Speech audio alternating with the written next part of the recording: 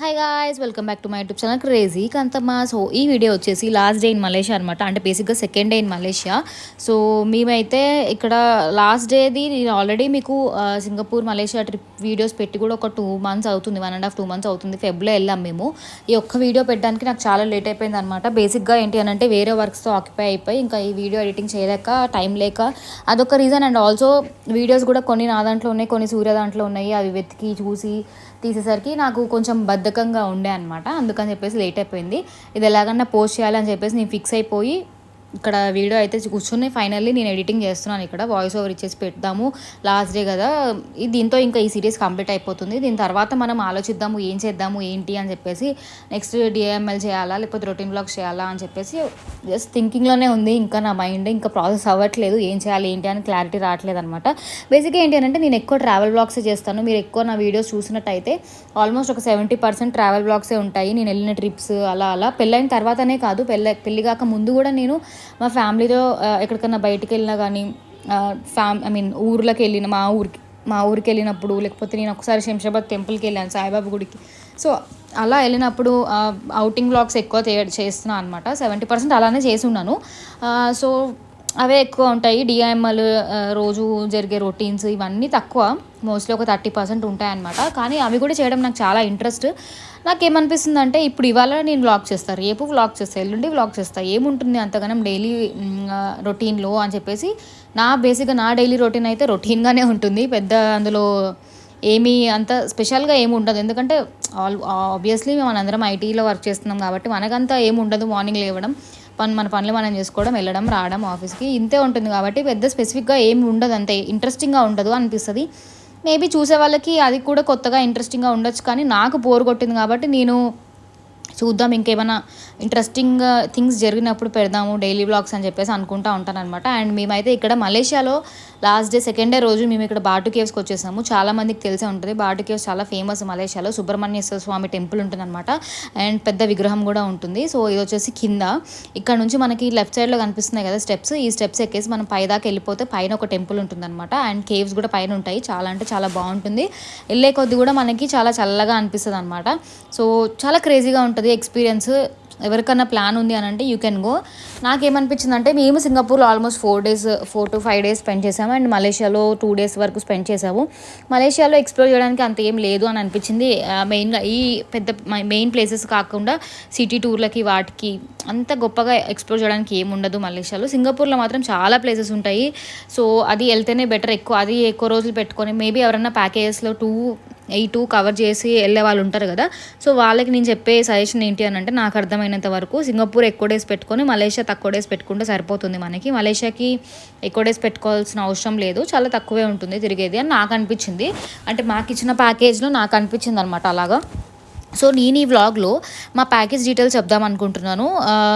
మేము travellers book చేసుకున్నాము, package ఎవరి దగ్గర నుంచి బుక్ చేసుకున్నాము అనే డీటెయిల్స్ మీకు కావాలి అనుకుంటే మీరు కామెంట్ చేయండి, నేను డీటెయిల్స్ పెడతాను. లేకపోతే ఈలోపు నాకు ఒకవేళ దొరికితే, అంటే నాకు నేమ్ గుర్తులేదు ప్రజెంట్, నేను కింద డిస్క్రిప్షన్లో మెన్షన్ చేస్తాను.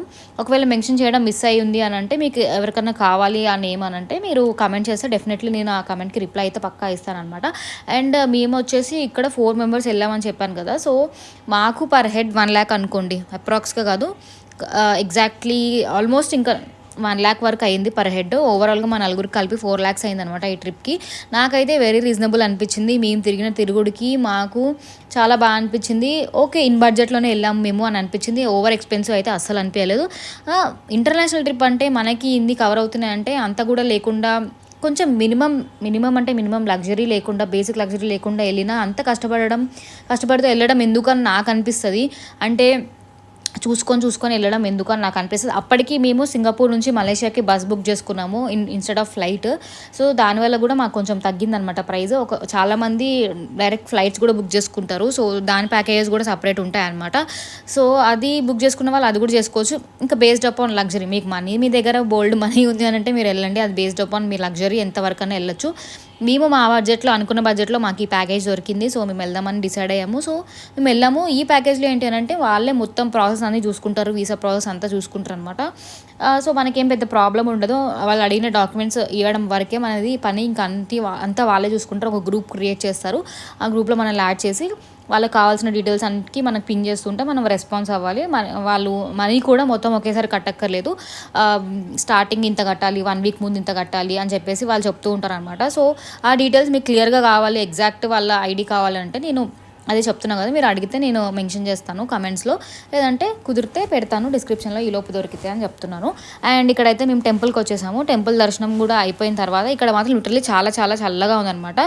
అండ్ నాకేంటో ఈ కొత్తగా కాదు, లైక్ గుడికి వెళ్ళిన ప్రతిసారి ఎవరైనా దీపాలు పెడుతుంటే నాకు కూడా దీపాలు పెట్టాలనిపిస్తూ ఉంటుంది అనమాట. ఇది ఏమో మరి ఈ ఫ్యాంటసీ ఎందుకు వచ్చింది నాకు తెలియదు.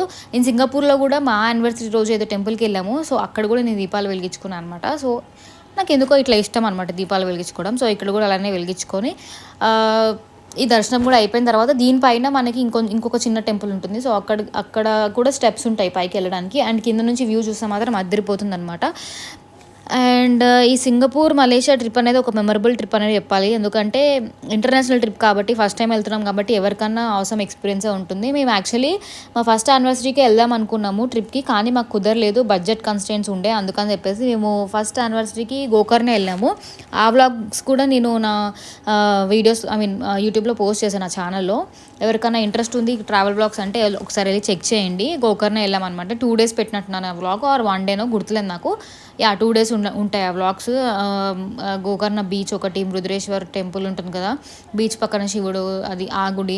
సో అదంతా నేను పెట్టాను అనమాట. సో అది కూడా చాలా ఇంట్రెస్టింగ్ వ్లాగ్సే అనమాట అవి కూడా. అండ్ దాని తర్వాత మోస్ట్లీ చెప్తున్నాను కదా 70% నా దాంట్లో ట్రావెల్ వ్లాగ్సే ఎక్కువ ఉంటాయి అనమాట. అండ్ ఇక్కడ మేము దర్శనం చేసుకున్న తర్వాత మేము ఇవాళ వెళ్ళాల్సిన ప్లేసెస్ ఏంటంటే బాటు కేవ్స్ ఒకటి, ఇంకొకటి 2-way కేబుల్ కార్ అని చెప్పేసి ఒకటి ఉంది అనమాట. ఒకటి బుక్ చేసుకున్నాము. సో అది ఏంటి అని అంటే మీకు కమింగ్ వీడియోలో చెప్తాను నేను. అక్కడ ఏంటి అసలు ఎలా ఉంటుంది ప్రాసెస్ ఏంటి అని చెప్పేసి చెప్తాను అనమాట. సో నేను ఇది లాస్ట్ డే కాబట్టి ఫుల్ ఫ్లెడ్జ్డ్గా ఎంజాయ్ చేద్దాము. వీడియో కొంచెం ఇంకా చాలు అంటే ఆల్మోస్ట్ ఎవ్రీథింగ్ రికార్డ్ చేశాను నేను ఇప్పటివరకు అన్ని డేస్. సో కొంచెం తక్కువే రికార్డ్ చేశాను నేను లాస్ట్ డే రోజు. అండ్ ఇక్కడ మాకు ఈ దర్శనం అయిపోయిన తర్వాత మా డ్రైవర్ ఏమన్నారంటే ఒక అవుట్లెట్ మాల్ ఉంది తీసుకెళ్తాను, అక్కడ మీకు ఏమైనా షాపింగ్ ఉంటే చేసుకోండి అని చెప్పేసి అన్నారు. సో ఓకే, మలేషియాలో ఇప్పటిదాకా మేము షాపింగ్ చేయలేదు కాబట్టి వద్దామని చెప్పేసి ఇక్కడికైతే వచ్చేసాం అనమాట. బేసిక్గా సింగపూర్లో కూడా నేనేం షాపింగ్ అంటే ఎక్స్పెన్సివ్గా ఏం తీసుకోలేదు సింగపూర్లో. జస్ట్ మ్యాగ్నెట్స్, ఫ్రిడ్జ్ మ్యాగ్నెట్స్ ఉంటాయి కదా అవి తీసుకున్నాను. అండ్ ఒక హ్యాండ్ బ్యాగ్ కూడా కాదు అది, జస్ట్ ఒక సైడ్కి వేసుకునే బ్యాగ్స్ ఉంటాయి కదా, కాటన్ బ్యాగ్స్ ఉంటాయి కదా, సంచి టైప్ ఉంటుంది, జిప్ వస్తుంది ఒకటి. సో అలాంటిది white colour bag and with red బొమ్మలు ఉంటాయి పైన సింగపూర్ అని చెప్పేసి. సో ఆ వైబ్ రావడానికి అని చెప్పేసి ఆ చిన్న బ్యాగ్ ఒకటి తీసుకున్నాను. నాకు అరౌండ్ $6 వరకు పడింది అంతే. సో అక్కడ అంత కాస్ట్లీగా ఎక్స్పెన్సివ్ గిఫ్ట్స్ అయితే మేమేం కొనలేదన్నమాట. ఇక్కడ తీసుకుందాం ఏమన్నా ఎక్స్పెన్సివ్ అంటే ఈ అవుట్లెట్ స్టోర్లో నాకు ఎందుకో ఆఫర్స్ చాలా టెంప్టింగ్ అనిపించాయి. అండ్ క్వాలిటీ కూడా బాగానే అనిపించింది. సరే సింగపూర్ నుంచి మలేషియా నుంచి ఏదైనా తీసుకొచ్చినట్టు కూడా ఉంటుంది కదా అని చెప్పేసి మా మమ్మీని అడిగితే మా మమ్మీ హ్యాండ్ బ్యాగ్ తీసుకోమని చెప్పింది. సో తన కోసం ఒక హ్యాండ్ బ్యాగ్ అయితే తీసుకున్నాను. దాని తర్వాత నేను ఇంకా సూర్య ఇద్దరం పోలో డిజైన్లో వాచెస్ తీసుకున్నాం అనమాట. అంతే, ఇంతకంటే మేము ఎక్స్పెన్సివ్ ఇంకా పెట్టలేదు. ఇదే చాలా ఎక్కువ అనిపించింది మాకు. వాచ్ అనేది మనం వాడతాం కాబట్టి అకేషనల్లీ వాడడం కోసం కొంచెం మంచి వాచ్ తీసుకుందాం అని చెప్పేసి కొంచెం బడ్జెట్ పెట్టి తీసుకున్నాం అనమాట. అండ్ అది అయిపోయిన తర్వాత మేమైతే తినడానికి వచ్చేసాము. ఇక్కడ పాకిస్తానీ రెస్టారెంట్ అనమాట. సో ఎలా ఉంటుంది ఏంటి, కొంచెం నాన్ వెజ్ ఎక్కువ ఉంటుంది కదా, సో ఎలా ఉంటుంది ఏంటి అనుకున్నాను. మ్యాగీ ఒకటి ఆర్డర్ చేసుకున్నాం అండ్ వెజ్ బిర్యానీ అని ఒకటి ఉంది. ఈ రెండే ఉన్నాయి బేసిక్గా వెజ్లో, ఇంకేం లేవు. సో అవి ఆర్డర్ చేద్దామని చెప్పేసి చేసుకున్నాము. వెజ్ బిర్యానీలో లిటరల్లీ వాడు వెజ్ ఫ్లేవర్ రైస్ వేసేసి దాని మీద పప్పు మనం తింటాం కదా దోసకాయ పప్పు కమ్మగా ఉంటుంది. సో ఆ పప్పు మొత్తం స్ప్రెడ్ చేసి ఇచ్చాడు. నేను ఏమనాలో తెలియలేదు, బిర్యానీ మీద పప్పు ఏంటి, అట్లా చాలా రకాల ఫీలింగ్స్ వచ్చాయి. కానీ ఒక్క స్పూన్ నోట్లో పెట్టుకోగానే నాకైతే యమ్మీ అంటే ఎన్బీ అనిపించింది. చాలా అంటే చాలా బాగుంది.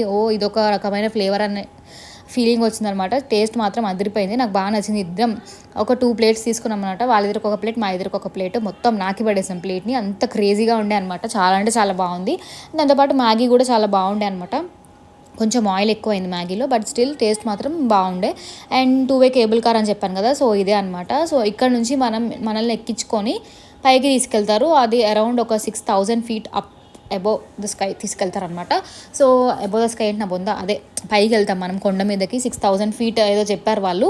సో ఎగ్జాక్ట్ నెంబర్ గుర్తులేదు నాకు, 6000 అదొక్కటి గుర్తుంది. సో అక్కడ తీసుకెళ్తారు. ఇక్కడ క్యూస్ చూసారా ఎంత ఎక్కువ, ఐ మీన్ లైన్స్ ఎక్కువ ఉంటాయి. సింగపూర్లో కూడా నేను చెప్పాను కదా, ఇక్కడ మనకి చాలా అంటే చాలా లైన్స్ ఉంటాయి. ముందే ప్రిపేర్ అయ్యి రావాలి. మీరు ఎవరన్నా ఇలా ఈ ట్రిప్కి బేసిక్గా పర్టికులర్గా సింగపూర్ మలేషియా ట్రిప్కి ఎవరైనా ప్లాన్ చేసుకొని పిల్లలతో వస్తున్నారంటే మాత్రం మీరు చాలా ప్రిపేర్డ్గా ఉండాలి. చాలా లైన్లు ఉంటాయి, చాలా క్యూస్ ఉంటాయి. అవన్నీ భరించినాకనే మీకు కావాల్సింది దొరుకుతుంది. సో లిటరలీ ఇదొక టాస్క్ అనమాట. సో మాకే చిరాకు వచ్చింది. మేమే వెళ్తున్నాం, నా పెద్దవాళ్ళు లేరు, పిల్లలు లేరు, మేమే వెళ్తున్నాం కాబట్టి మాకే చిరాకు వచ్చింది లైన్లో. సో వేరే వాళ్ళు పిల్లలతో కానీ చాలా పెద్దవాళ్ళు కూడా చాలామందిని చూసాను నేను ఈ ట్రిప్లో. సో వాళ్ళకి కొంచెం ఓపిక ఉండాలి అండ్ చూసుకునే వాళ్ళు కూడా ఉండాలన్నమాట, లేకపోతే చాలా కష్టమైపోతుంది. అండ్ ఇక్కడ మేమైతే మా కేబుల్ కార్ ఎక్కేసి పైకి అయితే వెళ్ళిపోతున్నాము. పైనుంచి సీనరీ మాత్రం క్రేజీ ఉండే అనమాట. చాలా అంటే చాలా బాగుంది సీనరీ కూడా. నేనైతే చాలా బాగా ఎంజాయ్ చేశాను. కొంచెం ఇంకా పైకి వెళ్ళే కొద్దీ మనకి ఆ రోడ్వే కూడా కనిపిస్తూ ఉంటుంది అనమాట. కార్లు వెళ్తూ ఉంటాయి, రోడ్వే కనిపిస్తూ ఉంటుంది.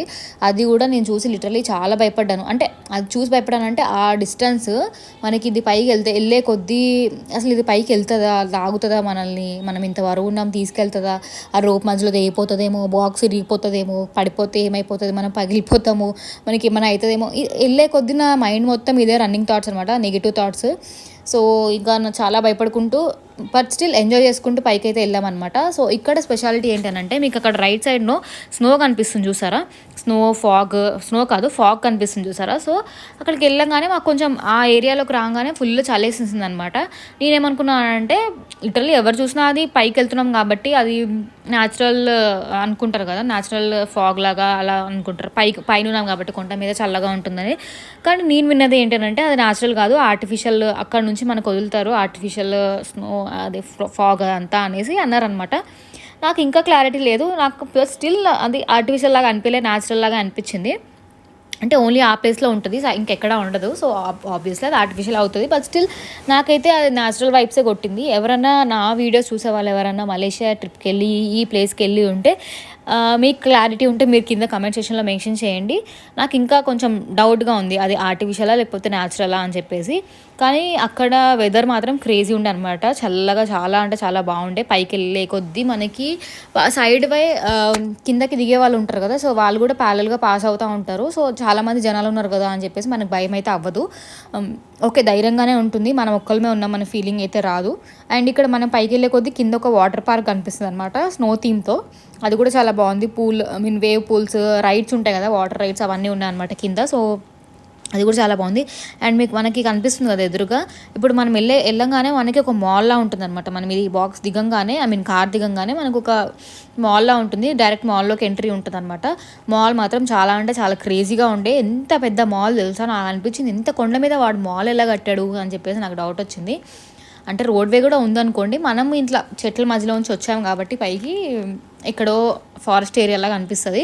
సో ఇంత పెద్ద మాల్ క్రేజీ ఉందన్నమాట మొత్తం.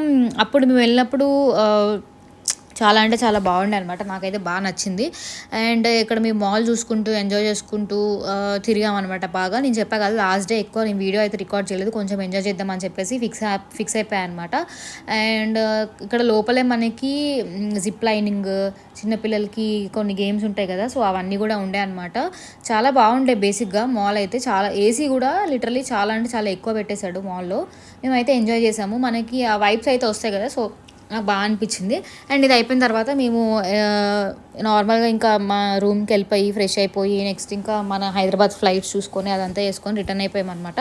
అండ్ నేను ఈ వ్లాగ్ అయితే ఇక్కడితో ఎండ్ చేస్తున్నాను. If you like my video please do like, share and subscribe to my YouTube channel crazy Kanthamma.